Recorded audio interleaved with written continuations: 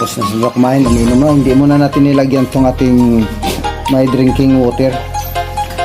Kasi bagong simento natin ito, hamon itong bisihan natin kahapon. Ayan. Hindi na naubos ng kapagkain. Meriendahin na nila mamaya.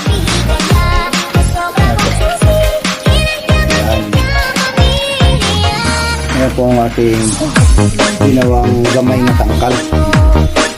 Sininta na natin. Lupa po yan. Ayan, may kapinis. Pipinisan pa yan natin.